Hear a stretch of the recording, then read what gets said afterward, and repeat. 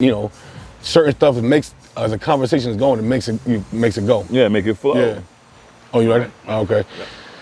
Yo, what's up, world? Welcome to another episode of Hustlepreneur Network, the show that's dedicated to showing young and old the entrepreneurial level and hustle side. It's funny, but it's funny because when I thought about it, I thought I was gonna really be showing young people something that they missing, and which is just like the basic entrepreneur side. A lot of them got a little hustle to them, just the entrepreneur side. But the reality is, as we're going to talk today, we know older cats who have the same hustle but don't have the business side of the game. Those two right there is what makes you the most dangerous person in the world. And one of the people right here that's going to exemplify what that is in its totality is my boy Jers. I'm gonna let him introduce himself. How you doing? I'm Jers, the infamous, known throughout the city, good, bad, and indifferent. So, we want to know first, gave us your name. Who is Jers? Meaning, when I say that, that's an internal question. Who is Jers now versus who is Jers at 18? Wow, Jers at 18 didn't know what he wanted to do. Street cat from New Jersey, born and raised. We ain't gonna hold you to that. Yeah, born and raised street cat from New Jersey, Brick City till I die. Hello. Just didn't know what to do, didn't know how to get it. And but I knew that I wanted it, so I just had to do what I needed to do to get it. 18, went in the military, stayed in there for like about 7 years, got out, became a correction officer. Then after that, became a police officer. I did different facets. Before you get to the who Jers is now, the background is so important when we talk about this, right? The background sound fundamentally sound, meaning, there was a time frame in your era where you was like, okay, listen, I can do this or I can be fundamentally sound. Things you've done right there sound fundamentally sound, which is leading to the Jers who is today. Fundamental things of saying, staying solid, saying this gets you to a level of complacency. There's people that came through the same walks of life, aren't as complacent, aren't as free, and it was based on it wasn't the fundamental things that got them there. Facts. Fast forward to right now, Jers, what's the difference? We know the growth, but what's the difference? Jers is solid now. He's his own man. Jers does what he wants to do. Jers is a man that will tell you no and mean it, but will tell you yes and do anything to prove it. Hard worker, go-getter, no dollars too small. I don't care if it's 10 to 10,000. I'm gonna do what I gotta do to get it, plain and simple. Bam, now which is such a good tie-in because that's the hustler part. When you say, I'm fundamentally sound based on I know how to work a job, I know how to find something that gives me benefits, all the things that are needed to survive, but now growth shows me not only can I do that, I'm not going to turn down nothing because the hustler spirit says I can grab it all. Absolutely. I can have it all because I know all both things. So fast forward, we in today's Jers. What is today's Jers entrepreneurial spirit? What is his business? Well, most people know me from running the clubs in Charlotte. I've been I didn't touch just about every club in Charlotte. Every quote unquote urban club. I came to Charlotte like 8 years ago. No, about 10 years ago. And I started working in a couple of clubs, built a security team, and I've ran just about every club in the city with events up to almost 200 guys, working under me. After that, I decided, when the club thing started dying down, I got into the dump truck game. Mm-hmm. And with the dump truck game, basically, like I was telling our man, I got into that because I had a friend that needed some bread, and I gave him a micro loan. And he did the turnaround so fast, I was like, yo, amazed. I need to know What you did. How'd you do that? Right. And when he told me, I jumped on it. Now, I could have blew that dough, on something stupid, like, because I was looking at buying a BMW convertible. Right. It'd have been like my 5th car. But when my man broke it down to me, he was like, look, you can buy this car now, or you could buy this dump truck and buy this car 10 times over. Important. Don't want to cut you off. Hold that thought. Yeah. The importance of what I'm hearing and what we want the listeners, the viewers to understand you're gonna see similarities to a lot of the people that consider themselves a hustlepreneur. Mind state is one. When you hear Jurors talk, the mind state is saying, you know, okay, one business, I'm running this right here. It's slowing down, transition. Okay, now you have what they call self-employed, you have what they call business owners, and you have what they call investors. All three of those have been utilized in the conversation. Absolutely. So when I was self-employed, I was running the security, paying myself until I figured out what I can do to become the business owner. I became a business owner by running a full team of people that I've trained myself to do. Now I've got enough money to invest in people. Absolutely, absolutely. And, you know, so then I invested into the dump truck game. You know, I bought a truck and I've just been running my dump truck, and passively I've been doing numbers. I've been doing six figures for the last 5 or 6 years. What's the name of the company? The company is NMPT Enterprises Incorporated. And basically what NMPT started out as nutrition, personal training, and massage therapy, because I also do that as well. Is that the name of the company the trucking's up under as well? Yes, it is. It's NMPT Enterprises Incorporated, because with me being incorporated, everything falls under that umbrella. Stop. Another big thing for hustlepreneurs, the gems were dropping. Sometime, you know, watching something really quick, it's like, oh, I missed it. I'm trying to stop. When I hear a jewel, the same way if I was watching a podcast of somebody that drops a jewel. Incorporation, the biggest reason of even having this is because we know so many people that gotta hustle. Absolutely. I know people that got more money than me, but you have people that got more money than you in the hustle world. Absolutely. They can't show any money, they can't prove any money, and for years they're gonna live in a stigma of saying, yo, I don't like the government in my business. Man, listen, there ain't no way around them in your business, champ. You know what I mean? So right now, when you do things like he just said, I incorporated all my businesses under one thing. Guess what? Now I can live feet up, make this money, spend the money, use my business cards, build business credit. This is such a big plateau of what I'm trying to explain to hustlers that also have the entrepreneurial spirit, because a lot of us know these kids, these older people and younger people who doing it. They got trucks, they got car washes, they got, but they don't have an LLC, they don't have an incorporation, they don't have a business account. You gotta have a business account. What's the importance? The importance of a business account is, number one, you get an EIN instead of your social security number, because it plays on two things. Social security is your personal credit. The EIN is a whole different monster. When your EIN is strong and your company is strong, you can literally, after a while, if you have a house, you can literally sell your house to your business and keeping your personal credit clean. That is the goal. Personal credit is mandatory, because if your personal credit is strong and your business credit is strong and your money is short, you're gonna win. Like my uncle used to say, if your change is strange, credit will get it. Hello. And that's what we live in. We live in a credit can get it world. So, strong. you know, and I would tell anybody, the one thing, and by the way, I'm 57 years old. I only have one thing that I wish I had did, which was bought houses earlier, because there's so much money in houses so that you can touch at any time. I would also say that when you're in business, if you're going to spend money, make sure it's going to make you money. Don't spend it on small things. You know. So let's stop, because you gave your age, so that we know that you're riding the horse fast, champ. You know what I mean? Slow down. Slow down, because we don't, all our listeners are not at an event. Got you. So as I hear it, I'm trying to catch it, because you know me and you talk regularly. Absolutely. So dropping jewels, I can receive them really quick. I can throw them back at you, and you drop a lot on me regularly. So I want to make sure that when people are receiving these jewels, it's small bites. You know what I'm saying? Facts. Small bites. We don't want to chew this really fast.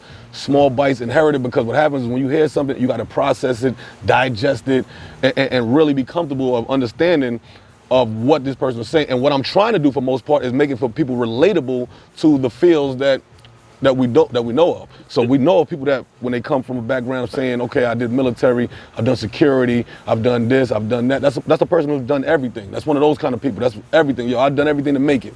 That's the hustler spirit. Now, absolutely, as an adult, I'm doing entrepreneurial things. Now I went from self-employed to running a staff full of team to investing in things. Now I have a full business and incorporation, a house, everything. Not even to say that I'm kicked up, just knowing that I'm living the dream that I was supposed to live right now. Absolutely. That's important for people to know. That dream is possible for all colors, all ages. There ain't no stopping. You heard what the man said as far as age group, as far as other people we've spoken to. You heard the differences in the ages, where they do it. there is no real excuse to say that you cannot do it, at least in this era for sure. Like, at least in this era. There was a time where it was a little different. Now, I want to get into, when did you realize, because we talked about what you did prior to being, you know, what we consider a hustlepreneur, but when did you realize that you had to blend the two skills?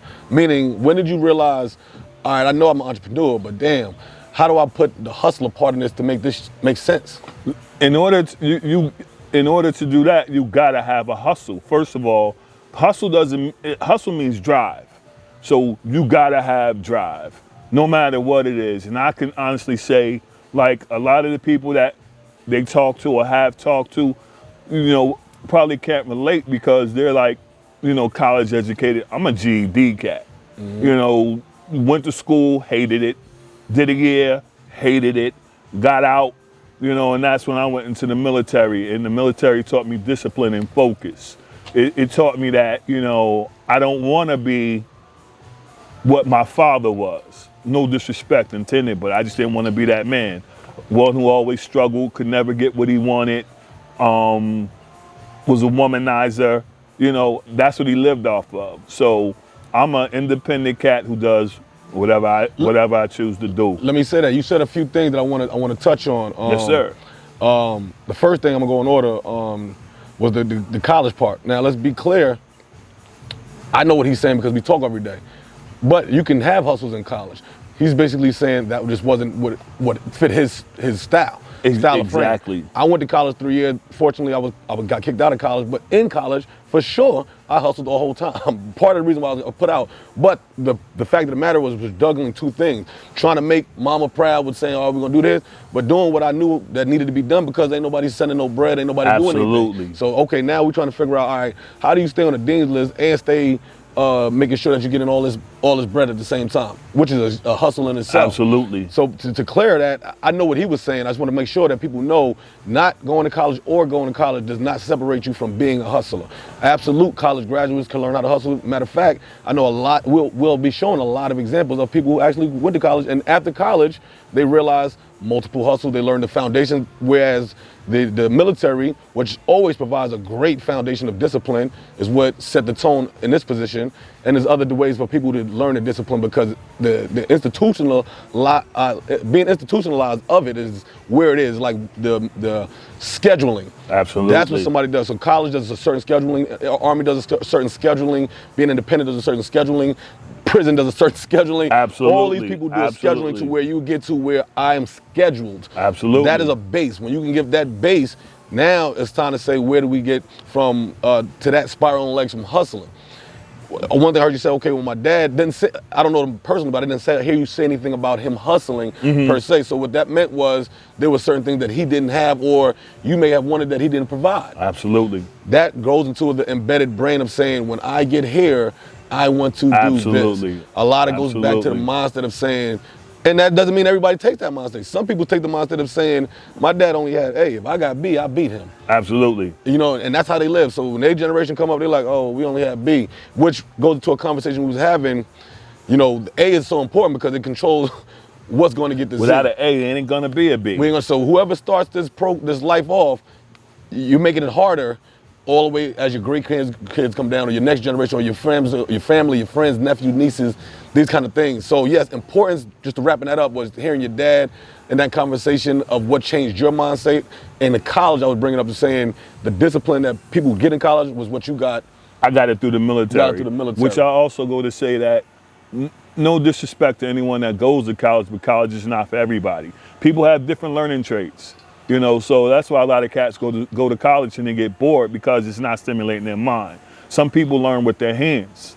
There's certain things that I do, like the massage, personal training, that's hands-on. You know, you got people that are book smart, then you got those that are gifted with their hands or in any focus. And if you have any type of job, I say just do it the best you possibly can. I don't care if you're a landscaper. You can be a landscaper, but you can be the best landscaper. Know what you do and just do it to the best of your ability. What would you, because all right, if you listen to the story, you come from, I I'm not using the word traditional, but the formality of, like you said, correction officer, military.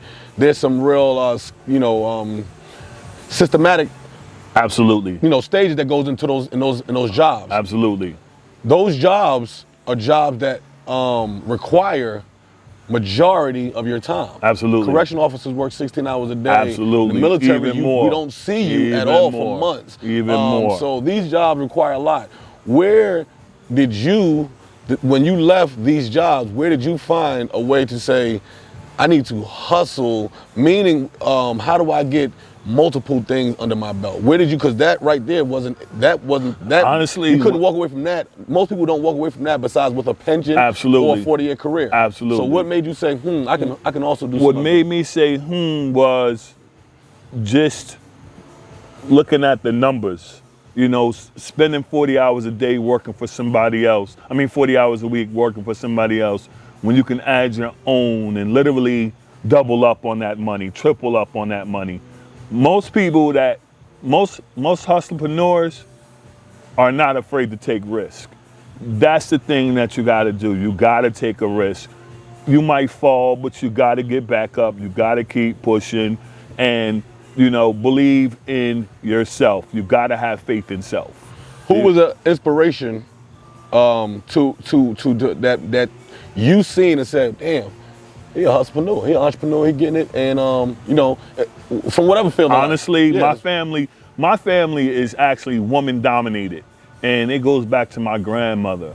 My grandmother was probably had a 9th grade education, but she owned 14 houses on our block.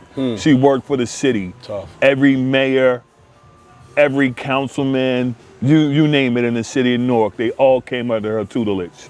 And to see her do that, and to learn that from her was one of the defining factors for me.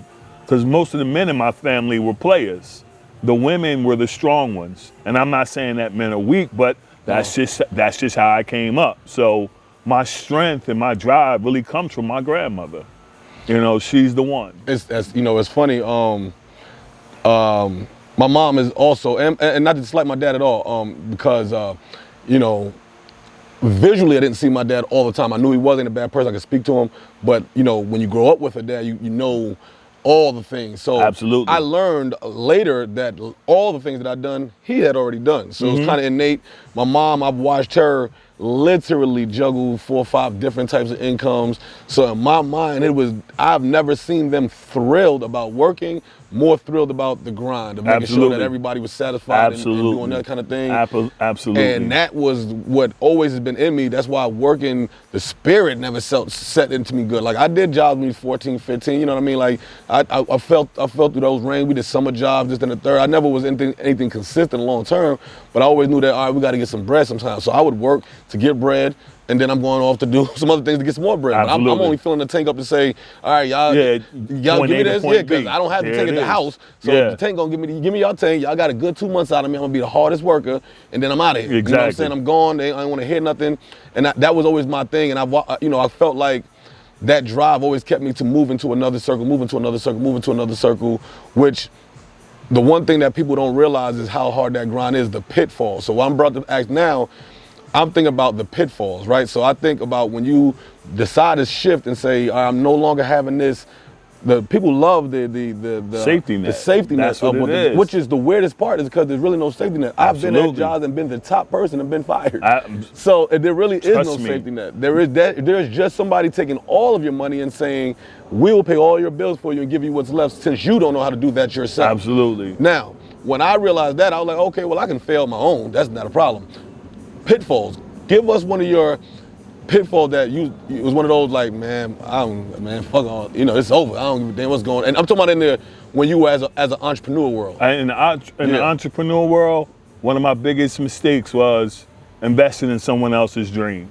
There's a difference between believing in what you're doing and investing, and then just straight doing it because you think it's gonna make you money. You gotta really, really be passionate about what you're about to get into. Was that a financial pitfall, emotional pitfall? That was all the above. All A, B, and C. All the above. Like, I got burnt for some bread. And, you know, it was like, come to find out, this cat was doing something completely different.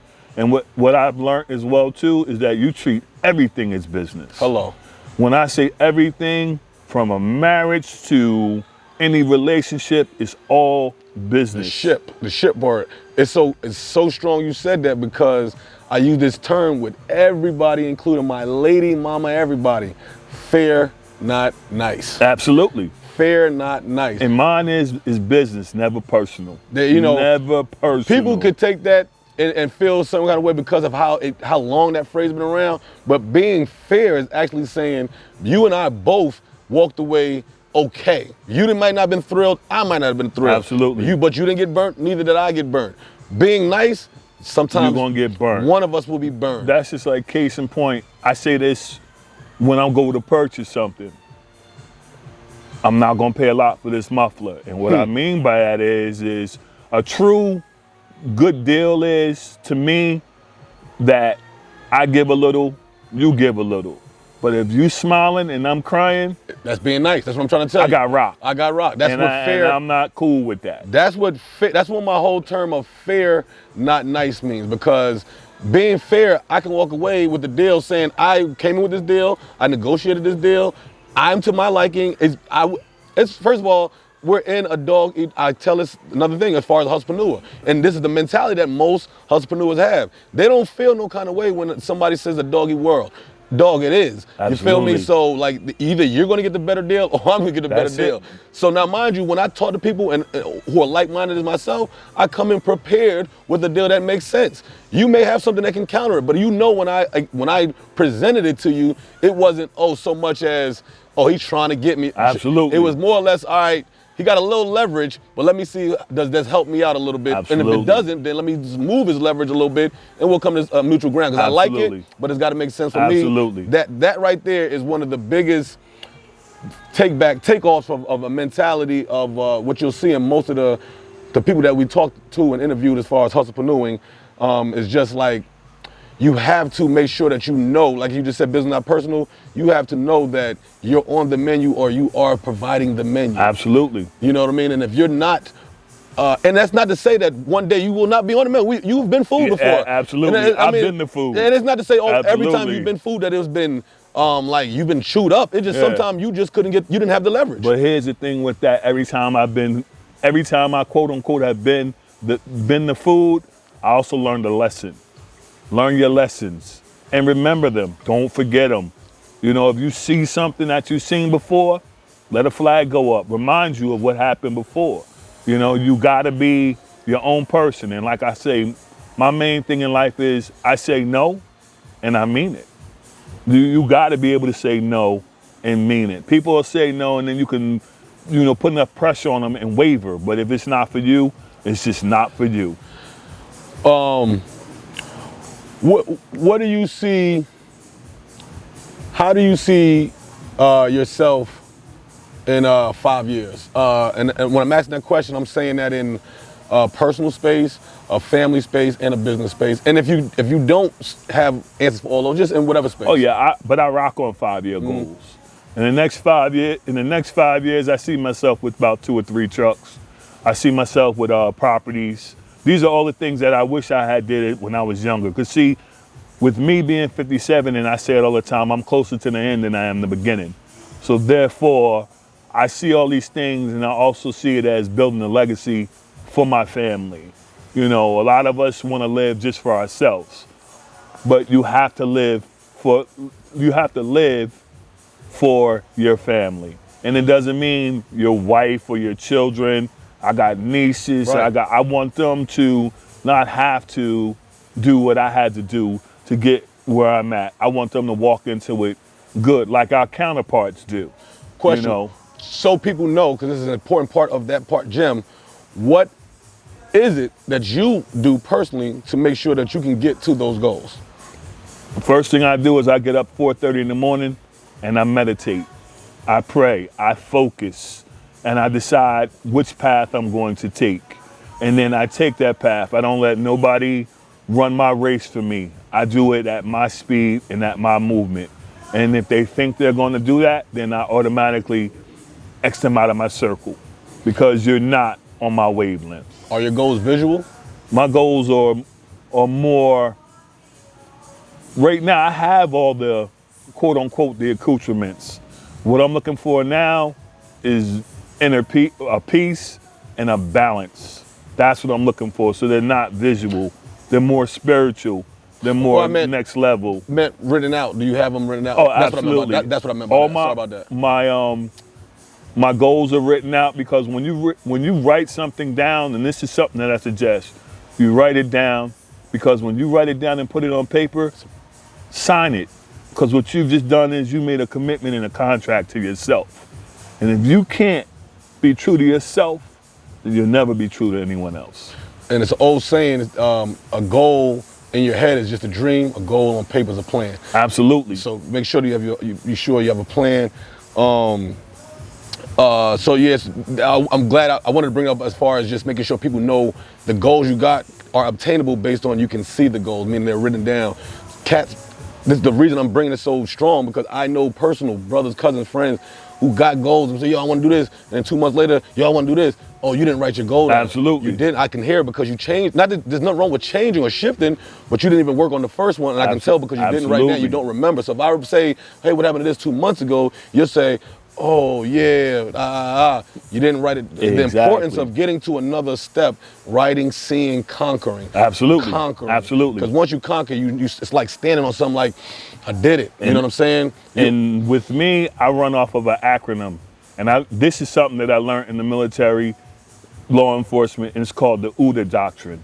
And basically what it is, you observe, orientate, develop, and activate. So if you observe something, you orientate yourself with it, you develop a plan, and then you activate it. That's the And what's that OODA called doctrine. again? OODA. OODA? That's It's called the OODA doctrine. That's You dope. observe, orientate, develop, and activate. And if you think about it, you do it every day. When you get up in the morning, you know you got something to do, you stretch, you observe what you got to do, you orientate yourself with it, you develop that plan, and you activate it. It's just as simple as getting out of the bed. You don't just get out of bed. You have to be active and make that move in order to do it. all right, we're gonna wrap it up. So it's so refreshing to always go to a hustlepreneur and get differences and like-minded things. One of the biggest like-minded things is routines, mentality, mindset. In my household, they think I'm a robot based on it's the same routine. Like Absolutely. It's almost as again, it goes to a certain every degree. Correction officer, prison, everybody, trainer, household. If you're doing something and you can't break it, because when you know you break it, it really for that robot it takes you all the way down. Absolutely. Like if you do not get your mental peace that day, Absolutely. it's almost as if like, man, yo, I'm freaked Absolutely. out. Like I'm scared. I don't know what's going on. So Absolutely. it's the reason why I usually see people doing the same thing all the time is because it's so mental for them. Closing it out, Jersey, I want you to give us a gem to the people. If they ain't learned nothing else from Jersey in life, this is what you want to shoot to them. You got Plain 2 and minutes. simple. If you really, really got the drive, no, not got the drive, it's in you. You got to just do it. There's no 2, 3, 4 ways about it. If you want it, you got to go and get it. And anybody can do it. You just got to want to do it. Plain and simple. That's really all I have. If you don't learn nothing else from me, know that I'm a cat from the hood. Like I said, GED mentality for my brothers that don't have college. And you can get into this trucking game, you can get into a landscaping game, you can get into a haircut game. Just do it. Just and do don't it. be afraid. Just do it, people. We appreciate y'all on the Hustlepreneur Network. We look forward to seeing y'all next time. Peace. Peace.